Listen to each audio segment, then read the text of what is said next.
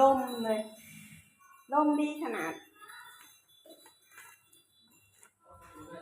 เธอก็ล็อกมาสิไม่ต้องล็อกดอกปิดค่าเฉยๆปิดค่าซื้อดูกล้องล็อกเลยป่ะนั่นมันอยู่ไหนล่ะเนี่ยโมเมนต์ถ้าคิมนะเอาออกลมแรงขนาดเนาะลมมาจากทางหนาไปส่งงานแล้วก็ไปส่งหาเหตุงานพร้อมลูกไปโรงเรียนเลยลูกเอาวิ่ง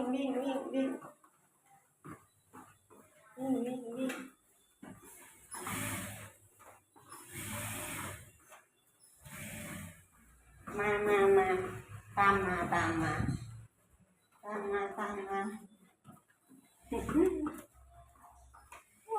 แดดลมได้หมดอยู่ไหนป้าจะเปิดประตูให้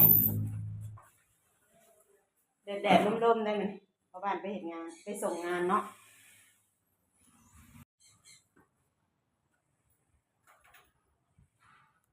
บรรยากาศที่ทอดบ้านได้บรรยากาศแบบนี้ลมแดดอากาศเริ่มหนาวแล้วนี่ลมเย็นเนี่ยพอบ้านที่ไปส่งเห็นงานแล้วเพิ่นก็สิเอางานไปส่งพร้อมเนาะ